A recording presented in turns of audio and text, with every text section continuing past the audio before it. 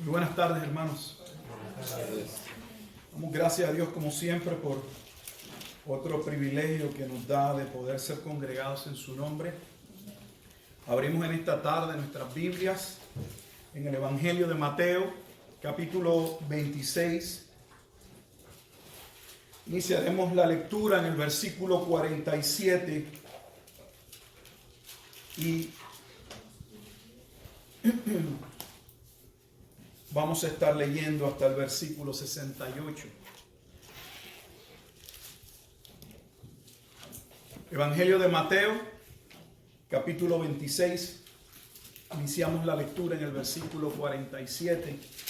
Lea así la palabra del Señor, poniendo atención a la escritura. Recuerde, por favor, celular, póngalo a vibrar o bájele el volumen y trate de mantenerse en el auditorio mientras pueda. Dice así la palabra del Señor. Mientras todavía hablaba, vino Judas, uno de los 12, y con él mucha gente con espadas y palos de parte de los principales sacerdotes y de los ancianos del pueblo. Y el que le entregaba les había dado señal diciendo: al que yo besare, ese es, prendedle. Y enseguida se acercó a Jesús y dijo: salve, maestro. Y le besó. Y Jesús le dijo: amigo, ¿a qué vienes?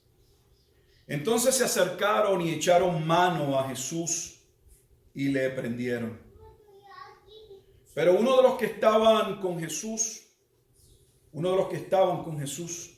extendiendo la mano, sacó su espada e hirió a un siervo del sumo sacerdote. Le quitó la oreja. Entonces Jesús le dijo: vuelve tu espada a su lugar, porque todos los que tomen espada, a espada perecerán. ¿Acaso piensas que no puedo ahora orar a mi Padre y que Él no me daría más de 12 legiones de ángeles? Pero ¿cómo entonces se cumplirían las escrituras de que es necesario que así se haga? En aquella hora dijo Jesús a la gente: ¿como contra un ladrón habéis salido con espadas y con palos para prenderme? Cada día me sentaba con vosotros enseñando en el templo y no me prendisteis. Mas todo esto sucede para que se cumplan las escrituras de los profetas. Entonces todos los discípulos, dejándole, huyeron. Los que prendieron a Jesús le llevaron al sumo sacerdote Caifás, a donde estaban reunidos los escribas y los ancianos. Mas Pedro le seguía de lejos hasta el patio del sumo sacerdote, y entrando se sentó con los alguaciles para ver el fin. Los principales sacerdotes y los ancianos y todo el concilio buscaban falso testimonio contra Jesús para entregarle a la muerte. Y no lo hallaron, aunque muchos testigos falsos se presentaban. Pero al fin vinieron 2 testigos falsos que dijeron: este dijo, puedo derribar el templo de Dios y en 3 días reedificarlo. Y levantándose el sumo sacerdote le dijo: ¿no respondes nada? ¿Que testifican estos contra ti? Mas Jesús callaba. Entonces el sumo sacerdote le dijo: te conjuro por el Dios viviente, que nos digas si eres tú el Cristo, el Hijo de Dios. Jesús le dijo: tú lo has dicho. Y además os digo que desde ahora veréis al Hijo del Hombre sentado a la diestra del poder de Dios y viniendo en las nubes del cielo. Entonces el sumo sacerdote rasgó sus vestiduras diciendo: ha blasfemado. ¿Qué más necesidad tenemos de testigos? he aquí, ahora mismo, habéis oído su blasfemia. ¿Qué os parece? Respondiendo ellos, dijeron, es reo de muerte. Entonces le escupieron en el rostro y le dieron de puñetazos, y otros le abofeteaban, diciendo, profetízanos, Cristo, ¿quién es el que te golpeó? Vamos a orar. Padre, te damos gracias por este tiempo, por este espacio, por haber preservado tu palabra, por permitirnos, Señor, poder acercarnos a la misma para ser instruidos, Padre, en la verdad. Pues reconocemos que tu palabra es verdad. Para ser santificados en tu palabra. Pues Jesucristo aseveró, Padre, santifícalos en tu palabra es verdad. Rogamos, oh Dios, que tu amado Espíritu Santo, como siempre, Señor, nos guíe a toda verdad y a toda justicia.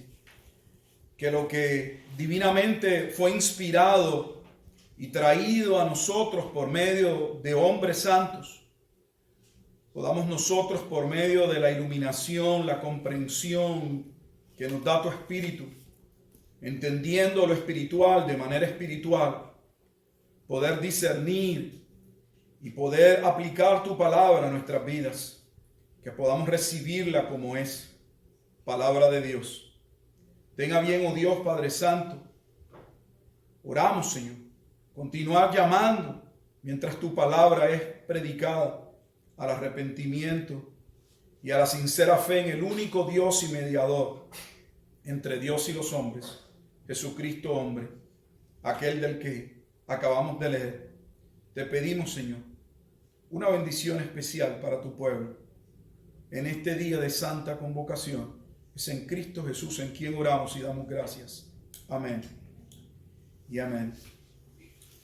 No sé si se han podido percatar, pero estos eventos de la última semana son eventos que están narrados en los 4 evangelios. Así que cuando estudiamos estos pasajes es bueno considerar leerlos según lo relata Marcos y Lucas y Juan.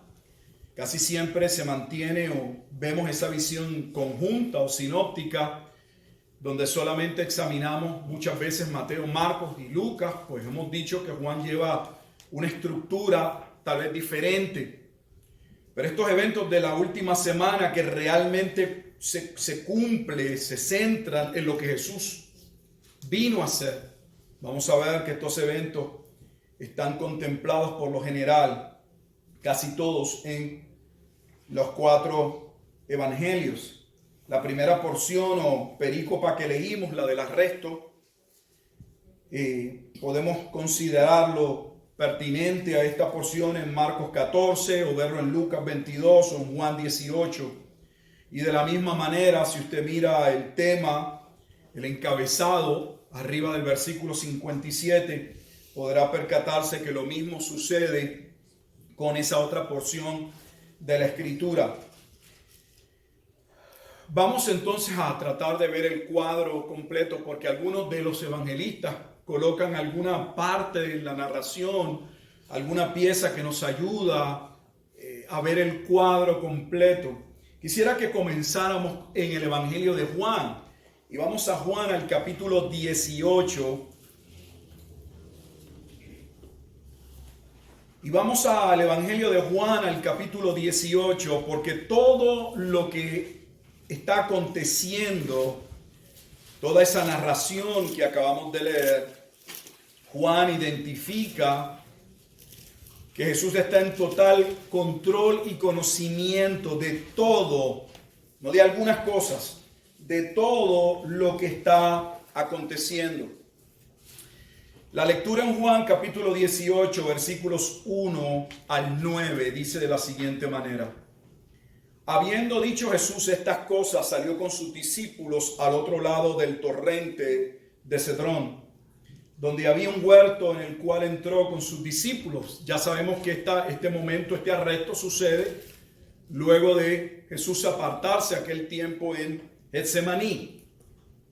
Y también Judas, el que le entregaba, conocía aquel lugar. Lo leímos el domingo pasado, porque muchas veces Jesús se había reunido allí con sus discípulos. Es que no era el primer momento dado, era un lugar conocido en el cual Jesús pasaba un tiempo con sus discípulos, posiblemente buscando un lugar donde no estuviesen abrumados por la multitud que preguntaba, o venían con inquietudes, o venían con enfermos y preguntas. El versículo 3 dice: Judas, pues, tomando una compañía de soldados y alguaciles de los principales sacerdotes y de los fariseos, ya habíamos leído esto en el capítulo 26, Mateo 26 inicia diciendo cómo el alto liderato religioso habían llegado ya a un acuerdo, estaban en unanimidad de que Jesús debía ser parado, había que arrestarlo, había que terminar con su ministerio. Solo estaban buscando el momento, y estaba la fiesta de la Pascua y no querían hacerlo en aquella actividad porque había más personas de lo común en Jerusalén y no querían causar revuelo. Pero sabemos ya y hemos dicho que Jesús debía morir en una Pascua porque Él es el Cordero Pascual. Y vemos cómo entonces el enlace entre ese liderato que se confabulaba y buscaban con alguna mentira prenderle, haya en el momento indicado cuando Judas Iscariote se les presenta y les dice: ¿qué me queréis dar? Yo os lo entregaré. Y estamos viendo el momento en Juan donde Judas entonces, ya habiendo hecho aquel acuerdo, viene con esta compañía de soldados y alguaciles de los principales sacerdotes y de los fariseos. Fue allí con linternas y antorchas y con armas. Versículo 4. Pero Jesús, sabiendo todas las cosas que le habían de sobrevenir. Esto es importante porque a Jesús nada le está tomando por sorpresa. Se adelantó y les dijo. O sea que observen este detalle que da Juan. Que Jesús, sabiendo de antemano, no solo que Judas le traicionaría, eso lo sabemos desde, si queremos ver el contexto inmediato de la propia cena, donde Jesús mismo le dice a Judas: lo que vas a hacer, hazlo pronto. Pero Jesús ha estado orando y se ha llevado a 3 de sus discípulos, ha dejado a otros en otro lugar y ellos no han podido orar. Y cuando llega el momento exacto, propicio en la noche, Él ahora se adelanta. Él mismo sale a recibir la turba que viene con palos y con armas contra Él. Él sale a recibirlos, no se esconde. Él sale a recibirlos y vamos a ver por qué. Se debían cumplir las escrituras, pero también para proteger a sus discípulos. Dice: pero Jesús, sabiendo todas las cosas, versículo 4, que le habían de sobrevenir, se adelantó y les dijo: ¿a quién buscáis? Jesús sabía que lo buscaban a Él, pero les pregunta: ¿a quién buscáis? Esta parte es muy importante. Le respondieron: a Jesús Nazareno. Jesús les dijo: yo soy. Y estaba también con ellos Judas, el que le entregaba. De hecho, sabemos que Judas fue el que lo llevó a aquel lugar. Ahora mire lo que dice el versículo 6. Porque ahora va a usar algo del versículo 5 y va a entrar en un detalle que no se da en el versículo 5, pero ahora se resalta en el versículo 6. Cuando les dijo: yo soy, retrocedieron y cayeron a tierra. Porque estos soldados cayeron a tierra. Estas son de los versículos que uno le facilita si uno puede estudiar la escritura en el lenguaje original. ¿Por qué? Porque para nosotros yo soy puede ser solo una expresión de alguien afirmar entre otros, aquí estoy, yo soy, para identificar a Jesús entre los otros que estarían con él, que solo en aquel momento sabemos que no había muchos en ese momento dado, así que Jesús caminaría hacia donde estaban los otros discípulos, porque vemos posteriormente que los otros discípulos van a estar. Sea porque Jesús camina, sea porque se percataron que venía aquella turba, aquel liderato venía a buscarle y ellos le siguieron, no sabemos exactamente. Pero la expresión griega que se usa tanto en el versículo 5 como en el versículo 6 y no se ve en español, tiene uno que verla en griego y a la vez ver su correspondencia en lo que se llama la versión Septuaginta. Voy hacia allá. La traducción hebrea del Tanakh, entiéndase el Antiguo Testamento, se le llama el Tanakh. De hebreo a griego, y la expresión es ego eimi. Ese fue el nombre, ese es el nombre que se recoge en la traducción del hebreo al griego cuando en Éxodo capítulo 3 versículo 14 Moisés le dice a Dios: tú me estás mandando a Egipto de nuevo. Cuando me pregunten quién me envió, ¿qué le voy a decir al pueblo? Diles que te envió. La traducción griega es ego eimi. Te envió el Eterno, el yo soy. Jesús usó el nombre de Dios, y no es la primera vez en Juan. Usó el nombre de Dios. Y ese nombre de Dios es la razón del impacto, que no explica qué hace que ellos no solo retrocedan, caigan. Dice el versículo 10, cayeron a tierra. Explico esto porque en algunos movimientos carismáticos, estos son algunos de esos pasajes que tienden a usar para justificar el que pasen las personas frente al altar para orar por ellos y ungirlos y que se caigan y todo este tipo de manifestación. Estas personas no caen en el espíritu, en el sentido de que eran creyentes y estaban recibiendo algo especial. No, todo lo contrario. Son un chorro de impíos. Pero ante la santidad de Dios, ante el nombre de Dios, la Escritura no explica cómo cayeron al suelo. Volvió pues a preguntarles: ¿a quién buscáis? Y ellos dijeron: a Jesús Nazareno. Respondiendo Jesús: os he dicho que yo soy. Pues si me buscáis a mí, dejad ir a estos.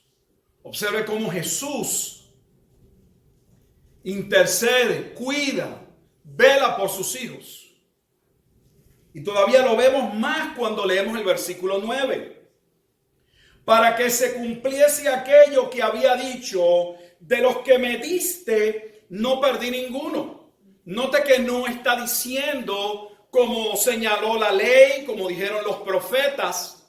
Pues si usted está buscando una referencia al cumplimiento de esto en el Antiguo Testamento, está perdido. Ese es el problema cuando uno comienza la interpretación o el estudio de un pasaje solo ubicándose en el pasaje y no teniendo el cuadro completo y específicamente del contexto inmediato de aquella narración que se viene dando y lo que viene posterior. ¿Por qué digo esto? Porque para entender eso, si usted viene leyendo Juan o conoce el Evangelio de Juan, sabrá que desde el capítulo 14 hasta el capítulo 17 hay un periodo, hay 4 capítulos, 14, 15, 16, 17, que son un momento, representan un tiempo de intimidad de Jesús con sus discípulos que no aparecen en los otros evangelios y que finalizan en el capítulo 17 con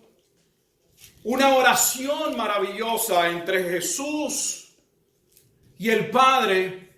Luego como Jesús intercede, ora por sus discípulos, por aquellos que Él había llamado a que le siguieran, y ora también por aquellos que habrían de creer por la predicación de ellos. Y es en ese contexto, es allí donde se da esa expresión. Vaya conmigo al capítulo 17. Estamos en el Evangelio de Juan, Juan capítulo 17, y vamos a leer el versículo 12.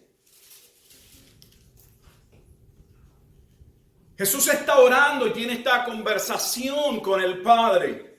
Y en este momento dado dice, cuando estaba con ellos en el mundo, se refiere a sus discípulos, aquellos que estaban con Él. Cuando estaba con ellos en el mundo, yo los guardaba en tu nombre. Así que nosotros somos guardados en Cristo.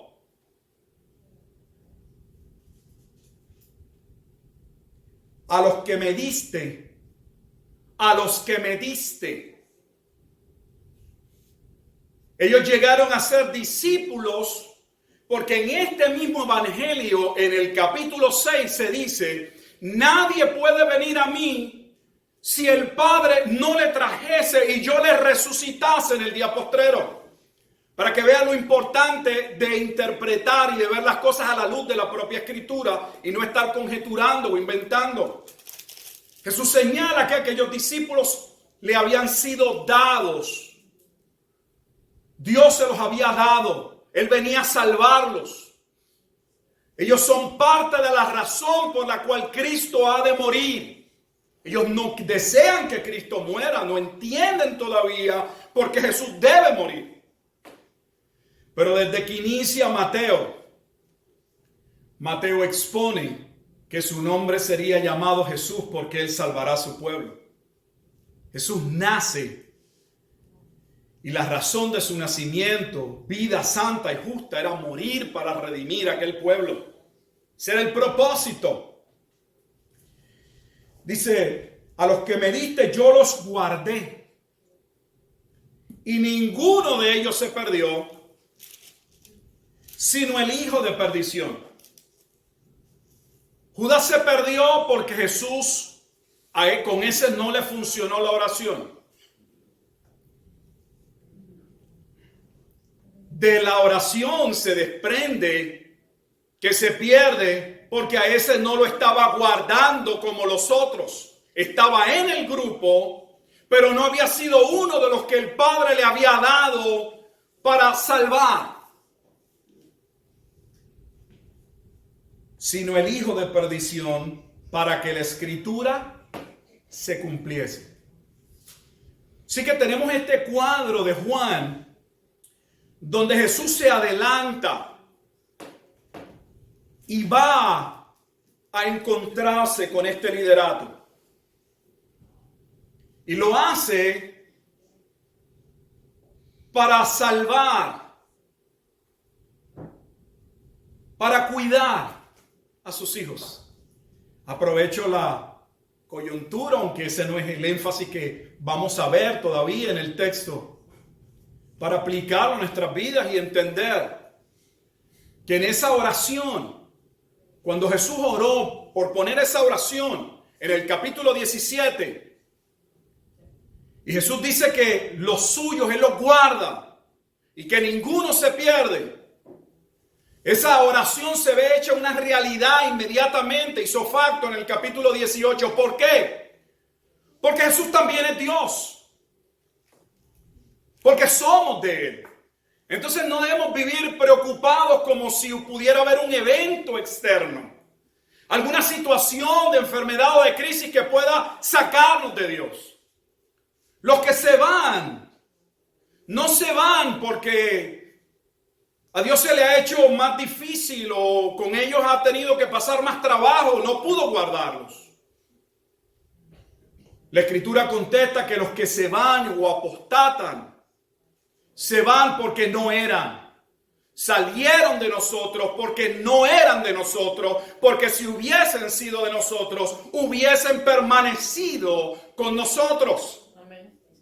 Entonces Dios guarda a los suyos. Cuando regresamos al capítulo 26 de Mateo,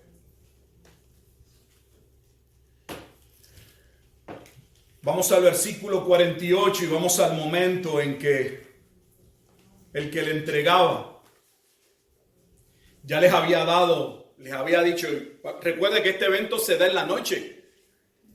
Y entiéndase que se da en la noche, no como tal vez una noche nuestra que por más oscuro que sea, menos que sea en el campo, en algún lugar hay algún alumbrado cerca o algo. Sería muy oscuro. Se necesitaba poder identificar bien a Jesús. Y había dicho que él lo podía identificar muy bien: al que yo bese, que yo me acerque y bese, se va a hacer. Y el que le entregaba le había dado señal diciendo: al que yo besare, ese es prenderle. Y enseguida se acercó Jesús y dijo: salve, maestro. Y le besó.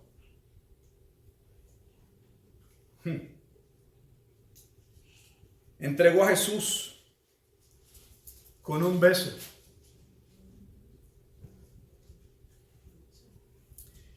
En el Evangelio de Lucas, en el capítulo 22, mire a quién Jesús dice que Judas está entregando.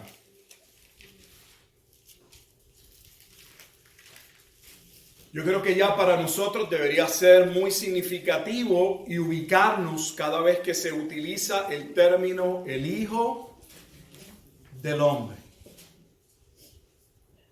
En Lucas 22, versículo 48. Entonces Jesús le dijo: Judas, le hace una pregunta. ¿Con un beso entregas al Hijo del Hombre?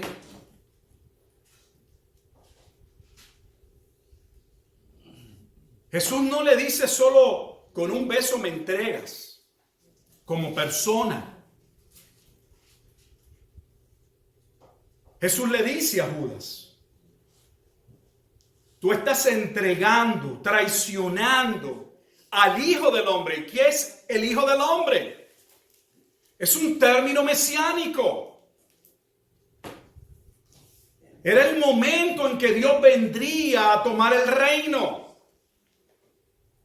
Tenemos otro momento dado entonces donde Jesús se identifica como ¿quién? Como Dios.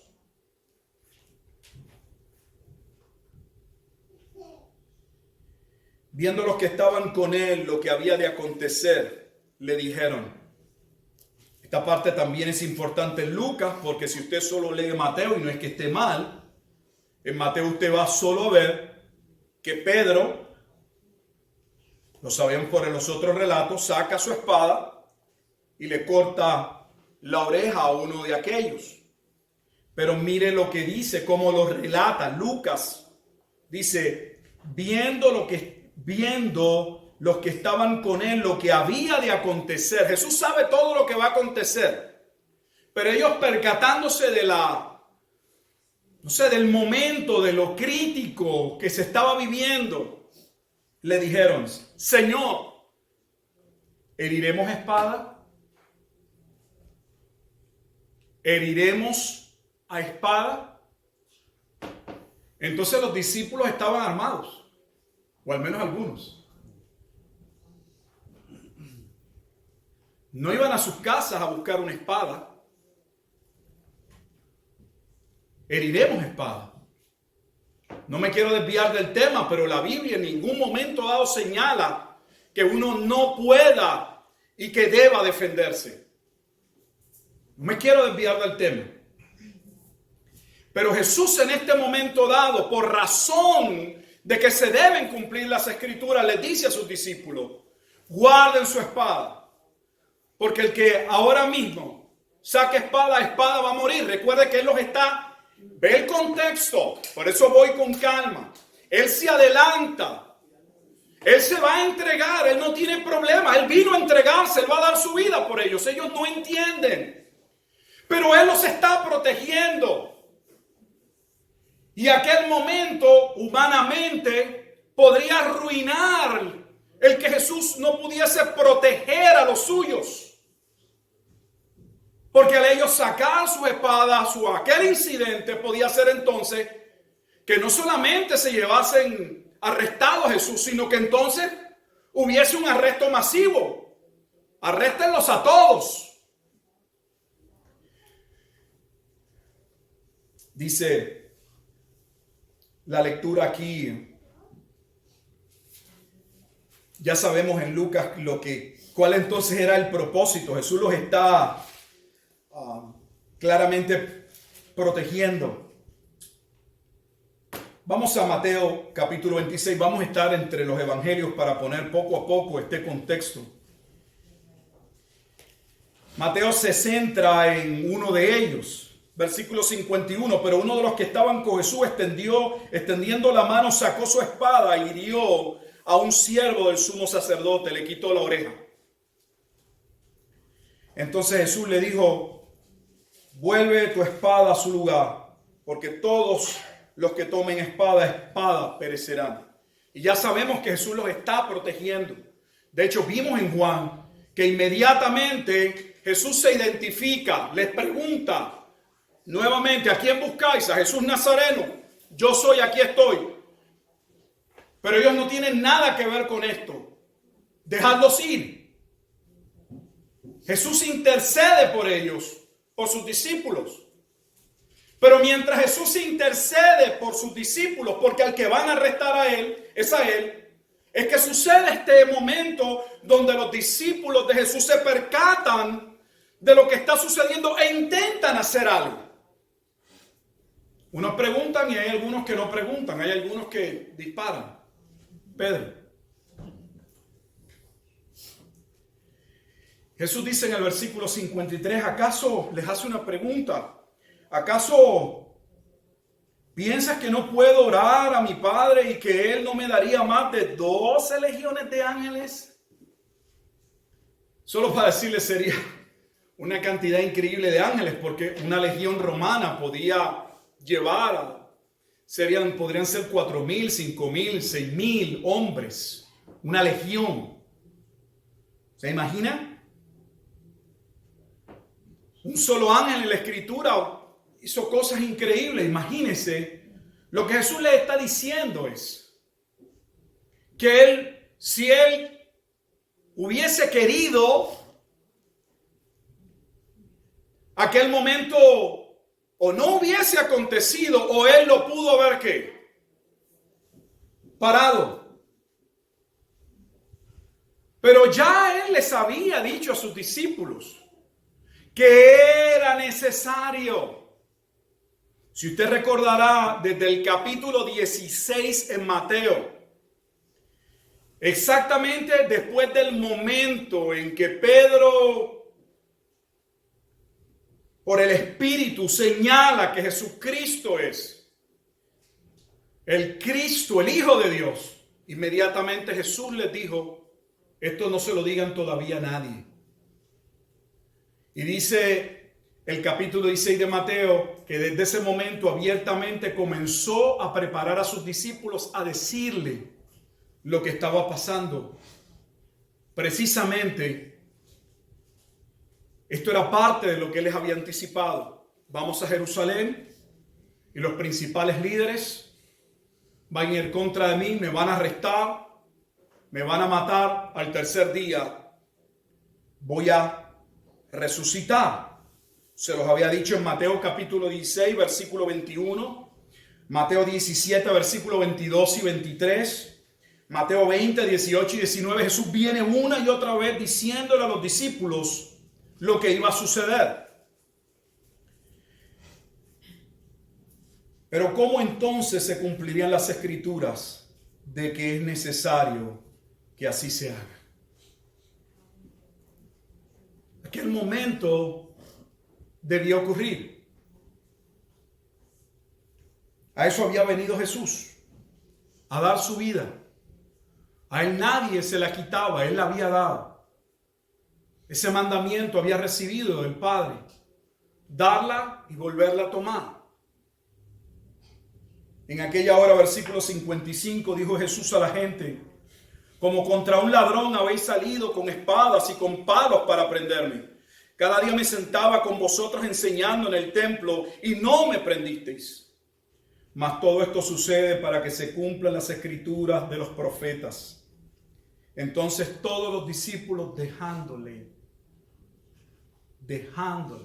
huyeron. ¿Recuerdan la cena? Cuando Jesús les dice que uno de ellos le iba a traicionar y cómo empezaron a preguntar. Mire exactamente, por al menos para darle un detalle y llevarle un punto importante. En el versículo 31, entonces Jesús les dijo: todos,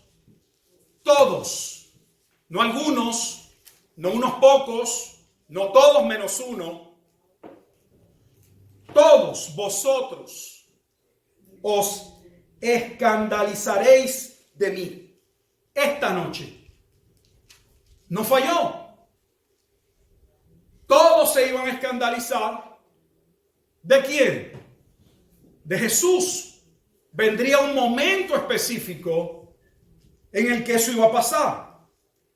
Porque escrito está: heriría al pastor y las ovejas del rebaño serán dispersas. Lo cual es una cita de Zacarías capítulo 13, versículo 7, lo que es un adelanto de lo que ocurre en el último capítulo de Zacarías capítulo 14, que es la destrucción de Jerusalén.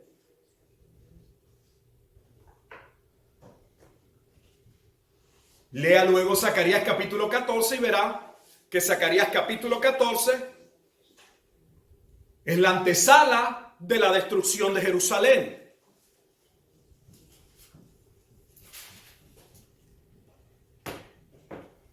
Se lo llevan, sus discípulos huyen. Hay un discípulo que le sigue de lejos y veremos luego Pedro. Dice el versículo 57, los que prendieron a Jesús le llevaron al sumo sacerdote Caifás, a donde estaban reunidos los escribas y los ancianos. Recuerde que todo esto ya se había concretado, así que no lo fueron a despertar a las casas. Ya ellos estaban reunidos, estaban esperando que trajesen a Jesús. Lo que no nos dice Mateo, y no estoy diciendo que le falte algo a Mateo, pero nos ayuda a verlo cuando leemos todos los evangelios, es que Juan nos dice que antes de verlo Caifás había sido llevado primeramente a Anás. Si usted no lo va a ver, si usted no lee. Y Anás y Caifás tenían una razón, estaban emparentados. Anás era el suegro de Caifás. Pero Anás lo habían sacado de su cargo los romanos. Y aprovecho el punto, porque la ley estipulaba que el puesto o el oficio, debo decir, de sumo sacerdote, mientras el sumo sacerdote estaba vivo, era un oficio de por vida. ¿Por qué tenemos que estudiar? Y algunos se resisten a estudiar. Porque aún esto nos muestra que algo raro estaba pasando en el dominio romano. Los romanos quitaban y ponían sumos sacerdotes, que era la posición en este momento histórico más importante. Pues en el tiempo de la revolución macabea o del levantamiento, rebelión de los asmoneos contra los griegos, se unieron, ellos fusionaron el rey y el sumo sacerdote. Y en un momento dado hubo luchas entre ellos. Porque aunque trataron de separar, tú te quedas como sumo sacerdote, tú trabajas en los asuntos del templo, los ritos, los sacrificios y ordenanza de Dios. Yo me encargo de la política, de la parte externa del gobierno, el rey. buscando el poder, se habían unido. Así que le digo eso para que entienda que el sumo sacerdote en el tiempo de Cristo no era meramente el hombre que entraba una vez al año al lugar santísimo para ofrecer una ofrenda. Realmente era un puesto político y era una figura de gran autoridad. Dirigía básicamente el tribunal superior, el Sanedrín, compuesto por aproximadamente 70 líderes, la mayoría saduceos, entre ellos había fariseos, escribas y otros, hombres doctos. Lo llevan primero a Anás, que no era el sumo sacerdote ya. Caifás entró, según la historia, a ser el sumo sacerdote, o le entregaron esa posición del año 18 de la era cristiana después de Cristo hasta el año 36, siendo uno de los que duró más en su tiempo. Del 18 al 36. Porque había momentos en la historia que en un mismo año o un año cambiaban de un sumo sacerdote al otro porque eran puestos políticos. Y esto es importante para entender la gran ramera y la unión de ese liderato con Roma, que algunos años están años luz de entenderlo porque no estudian.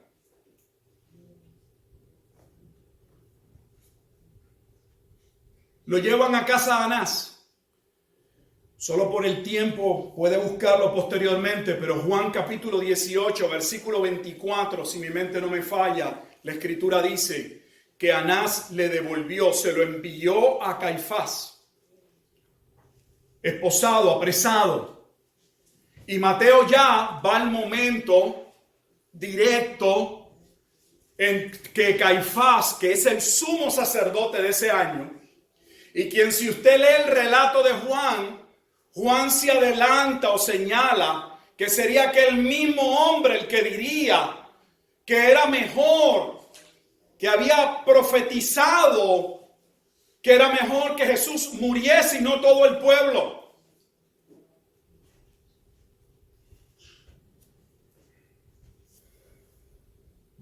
Mas Pedro le seguía de lejos hasta el patio del sumo sacerdote.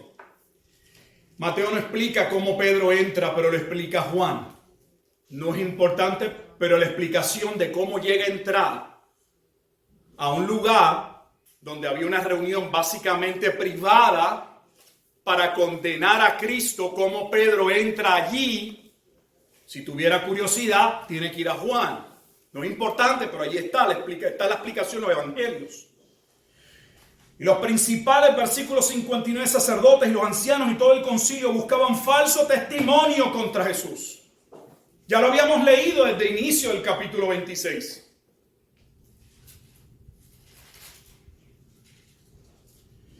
Mateo 26, versículo 4. Voy a leer el 3 y 4. Entonces los principales sacerdotes, los escribas, los ancianos del pueblo se reunieron en el patio del sumo sacerdote llamado ¿quién? Caifás. Y esto viene desde el inicio del capítulo 26. ¿Ve por qué? Cuando se estudia un pasaje hay que verlo a la luz del todo. Y tuvieron consejo, versículo 4, para prender con engaño a Jesús y matarle. O sea que lo que está ocurriendo, lo que estamos leyendo, que está sucediendo en el patio del sumo sacerdote. Hay personas que se vislumbran por los títulos. Que mucho cristianismo de seguir hombres. De tomar posiciones escatológicas o posiciones doctrinales de las que sea, porque es que a mí yo soy de fulano, de sutano. Aprovecho la oportunidad, yo sé que la mayoría de ustedes posiblemente no están al tanto de lo que está sucediendo en el ámbito cristiano, pero es uno tras otro, aparentemente gran hombre, docto, entendido, escritores, teólogos, uno tras otro, o renunciando a la fe, o confesando que eran bisexuales o homosexuales.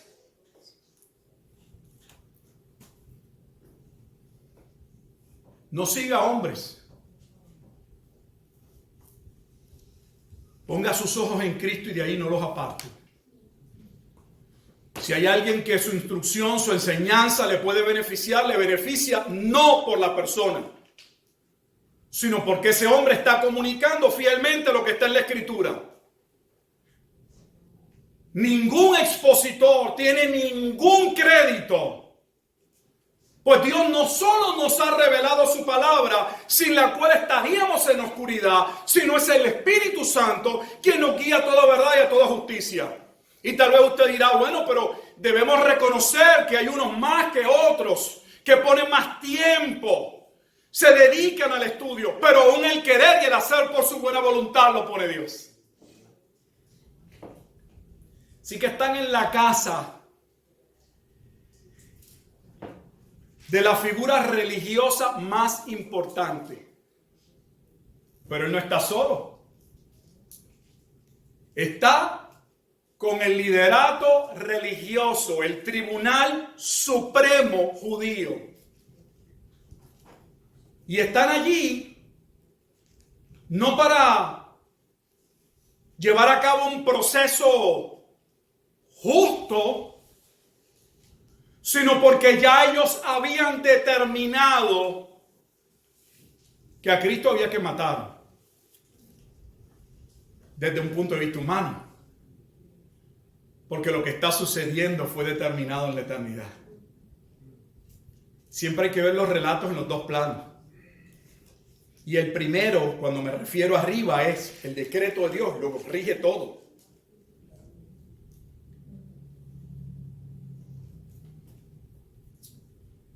Empezaron a traer testimonio tras testimonio y no lo hallaron.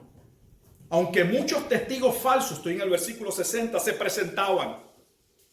¿Usted se imagina el carácter de Jesús, la vida íntegra de Jesús? A todos nosotros, a todos, y me incluyo, si nos buscaran y nos buscan, pudieran encontrarnos todavía mugreros. Cosas que se deben ser cambiadas, que no han cambiado. Cosas del pasado que alguien podría señalar. Pero a Cristo, cuando lo fueron a juzgar, no había nada que señalarlo. Había que inventarse un cargo. ¿Se imagina qué clase de vida sagrada, santa? No había nada que señalarle. 30 años. Criado en Nazaret. En un pueblo pequeño cualquiera podía haber visto las maldades, lo que había hecho. El juguetito que le robó el vecino, no sé, cualquier detalle. No había un señalamiento contra Jesús. Pero aquí es que quiero que veanlo. ¿Por qué le llamé? Y estamos casi por concluir. La declaración de Caifás y los que están allí es reo de muerte.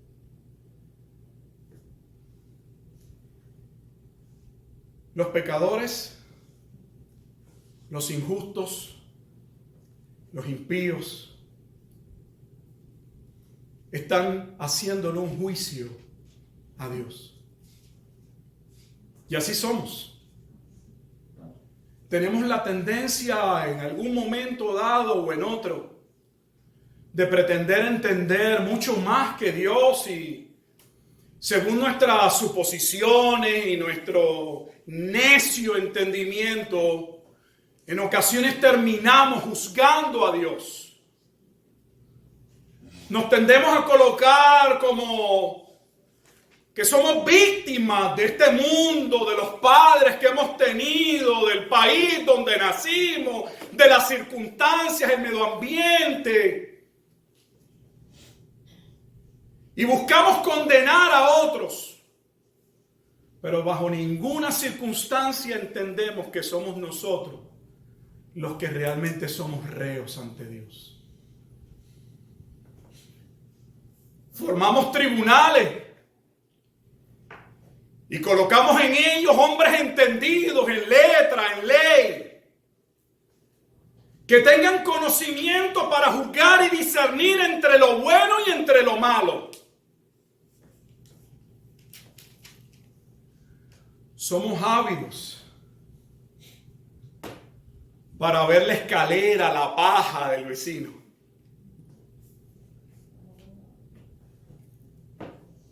Pero nuestros ojos están limpios. Este es el alto liderato y los hombres entendidos. Pero no solamente lo hacen algunos hombres entendidos en un momento dado. Lo hace también el ignorante, el hombre común.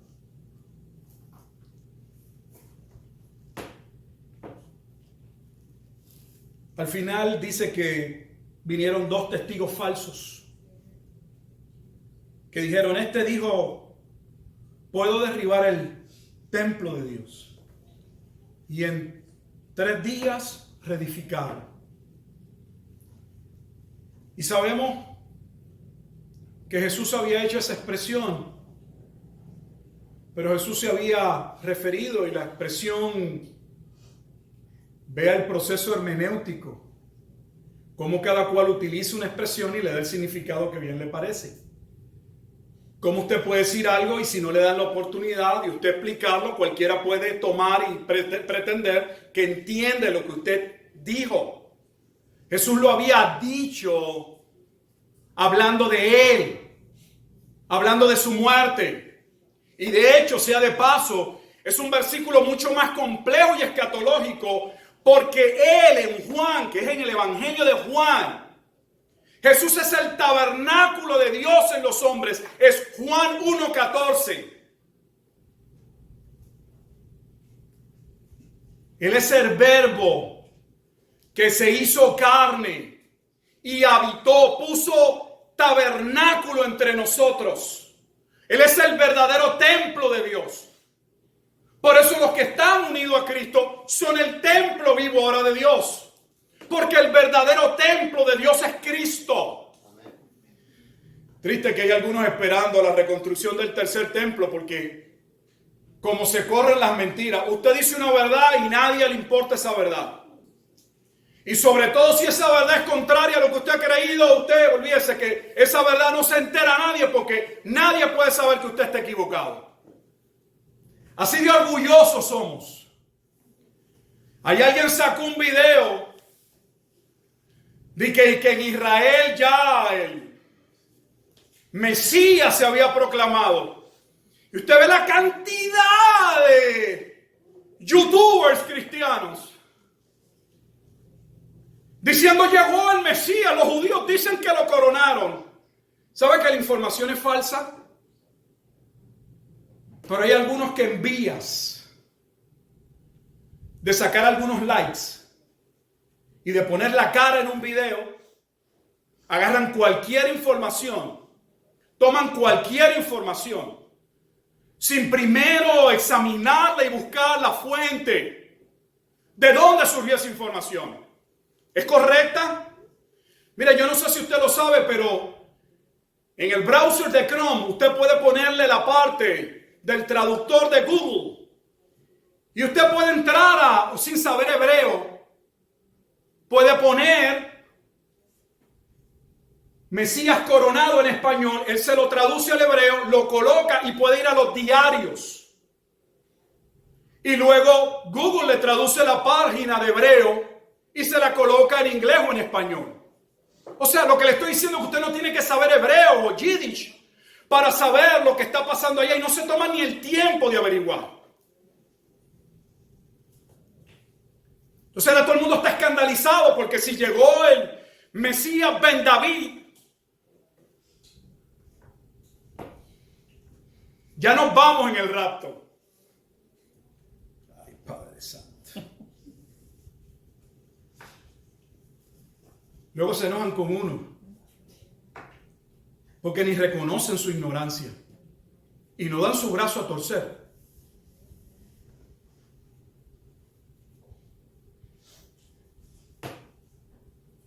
En 3 días destruiré este templo y lo volveré a levantar. Jesús está hablando de su resurrección. Él es el templo y ese templo se va a levantar. Mas Jesús callaba, dice la Escritura, porque el sumo sacerdote le decía: ¿no respondes nada? ¿No ves lo que estos testifican contra ti? ¿No vas a decir nada? Lo cual no tengo tiempo, pero en el Mateo, desde el capítulo 8, se presenta a Jesús como el siervo sufriente de Isaías 53. Lo que se va a dejar claro cuando sea Pilato quien lo interrogue. ¿No me hablas? ¿No sabes que yo soy un hombre bajo autoridad y que yo podría ponerte libre? Pero llegaremos ahí. Mas Jesús callaba, versículo 63. Entonces el sumo sacerdote le dijo: te conjuro, ya vamos a terminar, por el Dios viviente, que nos digas, observe plural, porque él no estaba solo, si eres tú el Cristo, entiéndase, si eres el Mesías, el ungido, el Hijo de Dios. Jesús le dijo: tú lo has dicho. Jesús les había dicho a sus discípulos en Mateo capítulo 16 que no le dijeran a nadie que él era el Cristo, el Hijo de Dios. Les había dicho posterior, en el capítulo 17, eso es en el 16, en el 17, Mateo 17, cuando se da el evento de la transfiguración, que no narrasen aquel evento hasta que él no resucitase. Pero en este momento específico, Jesús aprovecha para decirle al sumo sacerdote: tú lo has dicho. O sea, Jesús está afirmando. Tú me preguntas si soy el Cristo, si soy el Hijo de Dios. Tú lo has dicho. Sí lo soy. Pero lo que sigue es igual de poderoso. Y además os digo, y a eso le voy a añadir, a Jesús lo están juzgando. Pero no es un justo juicio.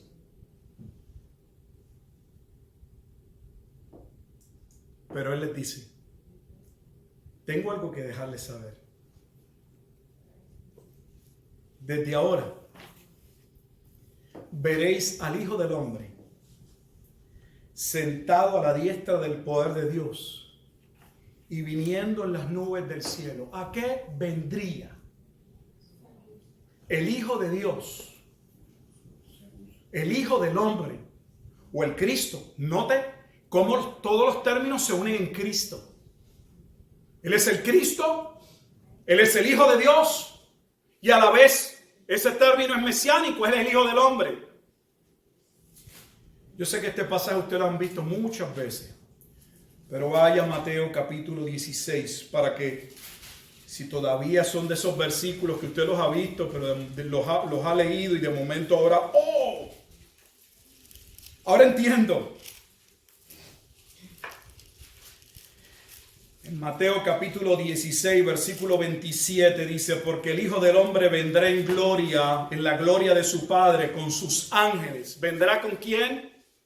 Con sus ángeles. Y entonces pagará a cada uno conforme a sus obras. O sea, mire lo que estamos viendo. Por favor, entiendan. Jesús está definiendo, señalando que la venida del Hijo del Hombre, que ya había hablado de esa venida en el capítulo 10, versículo 23, y había dicho que iba a ocurrir antes de que los discípulos predicasen el evangelio del reino de los cielos se ha acercado en la extensión de Judea. Mateo 10, 23. Pero no señala, no entra en la parte de juicio. Solo les advierte a los discípulos de cómo los iban a despreciar, de cómo algunos de ellos serían maltratados. Pero en Mateo capítulo 16, Jesús define la venida del Hijo del Hombre como una venida en juicio. segunda venida de Jesucristo. No, equivocado. Porque esa venida, que es la misma venida de Mateo capítulo 26, versículo 64, donde se coloca en tiempo. Ese es el problema. Hay personas que su mente está tan cautiva al sistema doctrinal que aprendieron, que teniendo la verdad de frente no la ven. Yo dudo que haya alguien que pueda aseverar y decir, es irrefutable, que la venida del Hijo del Hombre es una venida en juicio. Versículo 27. Pero ¿cuándo sería esa venida? ¿En qué momento se daría? El versículo 28 nos ayuda. De cierto os digo, yo dudo que haya un predicador que se atreva a señalar que cuando Jesús asevera en los desiertos, digo, todo lo que Jesús decía era de verdad importante. Pero cuando iba a señalar, es parte del énfasis en el lenguaje, en la cultura hebrea, de señalar, de reiterar. Venga, es como cuando usted está escribiendo y lo pone en negrillas. O lo pone, esa frase la pone toda en letras mayúsculas. Usted está llamando la atención a algo. De cierto digo que hay algunos de los que están aquí que no gustarán la muerte hasta que hayan visto al Hijo del Hombre viniendo en su reino. Entonces los discípulos que están con Jesús, o al menos algunos de ellos, según Mateo capítulo 16, versículo 28, estarían vivos.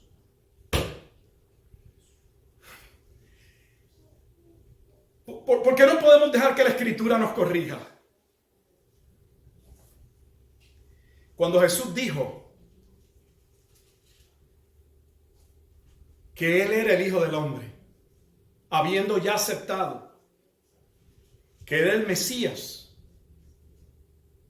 el Hijo de Dios, y quien vendría en juicio, ¿cuál fue la reacción? Y finalizamos.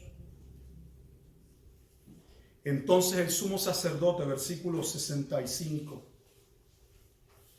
rasgó sus vestiduras.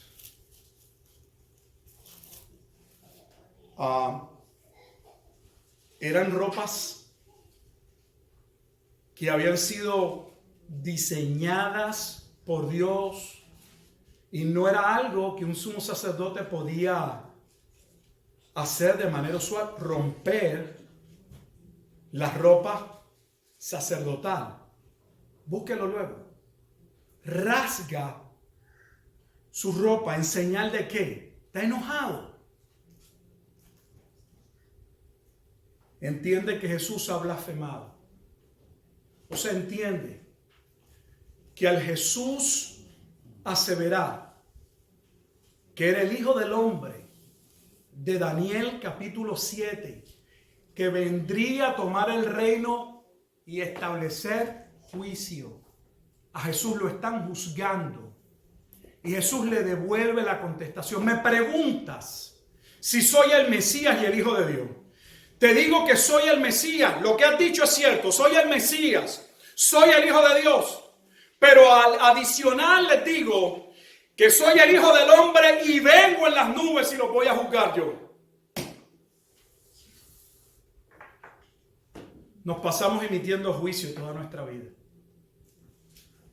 Somos diestros juzgando a otros, pero no a nosotros. Señalamos el pecado de los hijos del otro, pero no el de los nuestros. Reconocemos el pecado del vecino, pero no el del familiar nuestro. Ellos estaban allí haciendo juicio. Cada vez que usted hace juicio, es muy natural en el ser humano. Porque es parte de la manera en que Dios nos creó. Es parte de lo que se llama esos atributos comunicables que el ser humano como imagen de Dios tiene. Ese sentido de lo correcto, de lo justo. Solo que eso ha quedado manchado por nuestra naturaleza caída, corrupta, pecaminosa. La verdad es importante si nos favorece. Pero si esa verdad nos señala, no queremos que nadie la sepa. La justicia es importante si adelanta o expone nuestra causa. Pero si esa justicia señala nuestro pecado, nuestra maldad y nos condena, entonces no queremos saber nada de esa justicia. Esos hombres que estaban juzgando a Cristo, que nosotros podemos vernos en ellos. Si no lo somos hoy es por la gracia de Dios, porque Dios nos ha rescatado. No entendían que los reos de muerte eran ellos. El sumo sacerdote se rasga la vestidura, declara: ha blasfemado. No hay que seguir con este juicio. Ya él puso la soga, se puso él mismo la soga en el cuello. Declaró: es reo de muerte, es un prisionero que debe ser ejecutado. Déjeme decirle que quien merece la ejecución y que no te juzgarán en un tribunal donde hay personas que se han confabulado para hablar mal de ti o de mí. Si no te hallas en Cristo y te enfrentas en Apocalipsis 20 ante el juicio del gran trono blanco y los libros son abiertos, lo que se señale de ti como persona no van a ser mentiras que otros confabularon para tu condenación.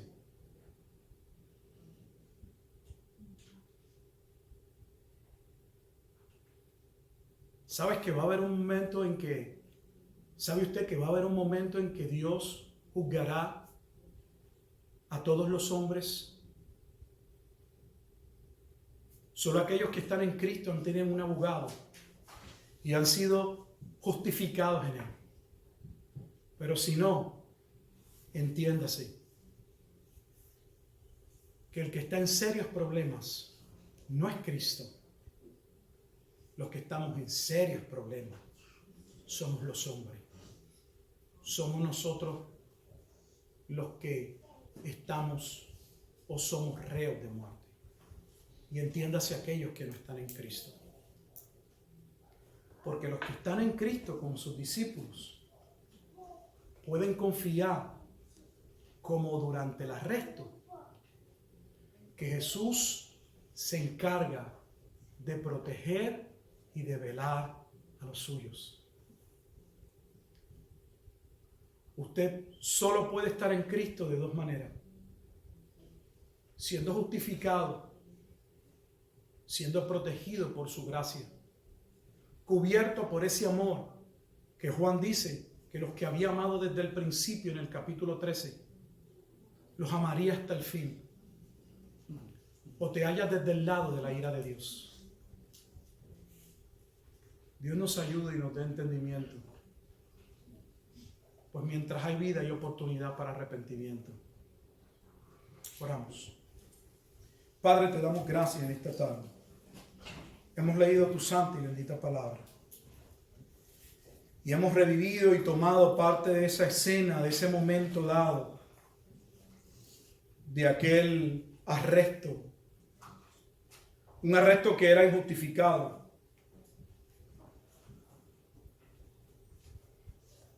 Y no podemos hacer otra cosa, Dios, que darte gracias. Porque tú has cumplido tu palabra. Porque tu palabra es fiel y verdadera. Porque si entendemos lo que estamos leyendo, deberíamos y debemos y podemos vivir y creer a tu palabra. No estamos leyendo palabras que se las lleve el viento. Pararnos sobre tu palabra es pararnos sobre la roca inconmovible de los siglos. Creer a tu palabra es creer en Cristo, y creer en Cristo es haber sido llamados, justificados, asegurados en Él. Pero clamamos por aquello, Dios, que viendo toda la evidencia y aún habiendo escuchado como el sumo sacerdote y aquellos que habían estado allí, no podían percatarse de quién tenían de frente. Aquellos que todavía no pueden ver en Cristo el mediador y el único camino a Dios. Sabemos, oh Dios Padre, que los hombres solo pueden venir a ti si tú mismo actúas, si tú mismo los atraes a ti, si tu Espíritu cambia el corazón para que hayan ojos para ver, oídos para escuchar y un corazón que pueda recibir tu bendita palabra. Clamamos y oramos por aquellos que sabemos conforme a tu palabra continuarán procediendo a Jesucristo, pues ninguno de tus hijos, ninguno se perdería. Y eso significa no solamente aquellos 12 que tú habías señalado, de los cuales sabemos, 11 te habían sido dados y uno estaba en el grupo para el cumplimiento de la Escritura, pero no era un hijo de salvación. Y podemos saber que el resto de aquellos que creerían, como en la oración de Jesús en el capítulo 17, también serían guardados, pues Jesús es el buen pastor. Su vida daría por sus ovejas, las tomaría en su mano, el Padre se las dio, declararía, y nada ni nadie las arrebatará de allí. Danos esa esperanza, permítenos, oh Dios, vivir con esa seguridad, sabiendo que si podemos tener hoy paz y no sentirnos abrumados bajo el peso de que la justicia un día caerá completamente y seremos condenados, lanzados al lago de fuego y de azufre, es porque en tu infinita gracia y misericordia, tú por el puro afecto de tu voluntad, nos señalaste para esta gracia. Una gracia que sería mediada por medio de que Jesús se entregase por nosotros como el Cordero inmolado, tomando sobre sí todas nuestras faltas, pecados, nuestra maldad, nuestra rebeldía, y otorgándonos una justicia y siendo partícipes de una justificación que no merecemos.